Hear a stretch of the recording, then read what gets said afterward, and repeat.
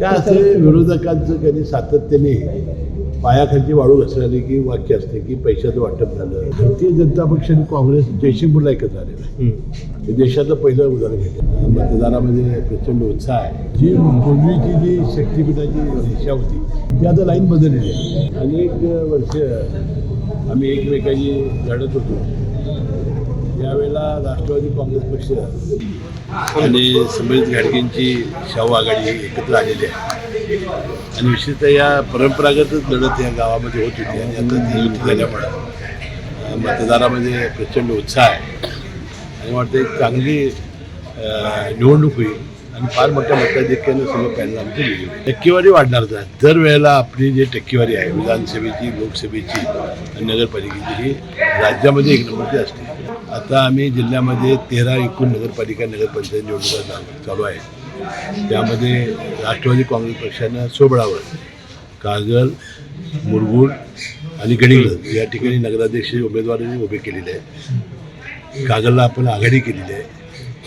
मुरगुडला आणि गडिंग्लजला आम्ही सोबळावर, चंदगडला छत्रपती शाहू आघाडी आहे. एकूण 4 ठिकाणी छत्रपती शाहू आघाडी आहे.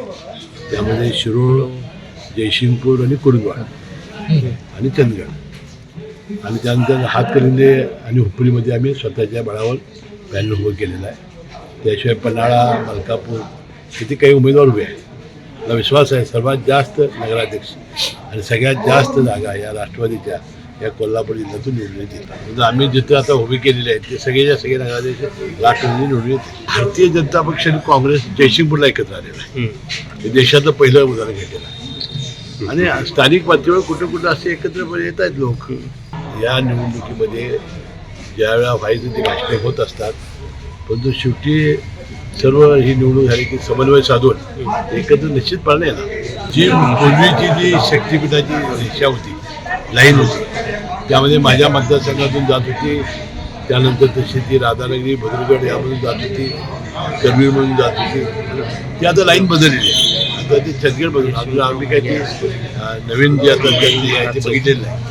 मुख्यमंत्र्यांनी सांगितलं की तुम्हाला आणि जनतेला विश्वासात घेतल्याशिवाय लोकप्रतिनिधीला काय लादणार. आता मी उद्या मुंबईला गेल्यानंतर कळेल की या निवडणुका कधी लागत आहेत आणि त्यानंतर माहिती आहे बघा जिथे जिथे काही युती झालेली आहे तिथे झालेलीच आहे.